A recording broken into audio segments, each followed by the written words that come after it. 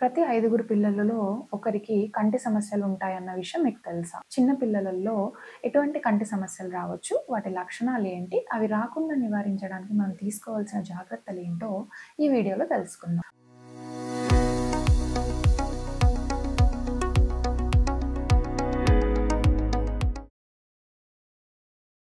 మొదటగా refractive errors అంటే myopia, hypermetropia, astigmatism.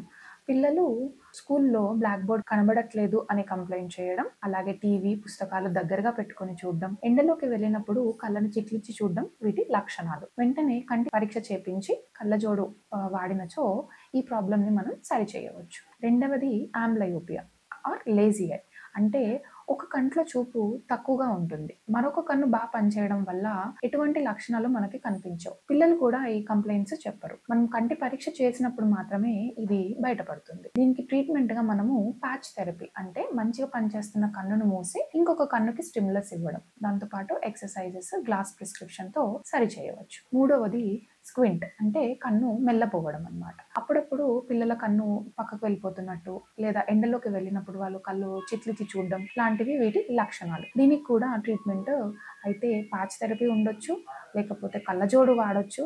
అప్పుడప్పుడు సర్జరీ కూడా చేయాల్సిన అవసరం రావచ్చు.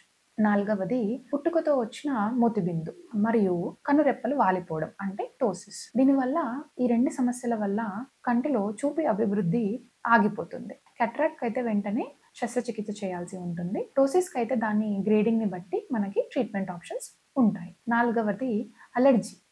స్కూల్‌కి వెళ్తున్న పిల్లలలో యూజువల్‌గా అలెర్జిక్ కంజక్టివైటిస్ అనేది చాలా కామన్‌గా చూస్తున్న ప్రాబ్లమ్. దీనికి కళ్ళు నీరు కారడం, ఎరుపెక్కడం, కళ్ళల్లో దురద లాంటి లక్షణాలు ఉంటాయన్నమాట. వెంటనే కంటి డాక్టర్‌ని సంప్రదించి ఐ డ్రాప్స్ వాడాల్సి ఉంటుంది. నాలుగవది డిజిటల్ ఐ స్ట్రెయిన్ అంటే టీవీ, మొబైల్ ఎక్కువ చూడడం వల్ల కళ్ళల్లో స్ట్రెయిన్ అయ్యి పిల్లలు తరచుగా హెడేక్ కంప్లెయింట్ చేయడం, అలాగే చూపు సమస్యలు రావడం జరగొచ్చు. దీనికోసం మనం స్క్రీన్ టైంకి పరిమితులు పెట్టుకుంటూ అవసరమైతే కళ్ళజోడు ఇంకా చుక్కల మందు వాడాల్సి ఉంటుంది. Thank you.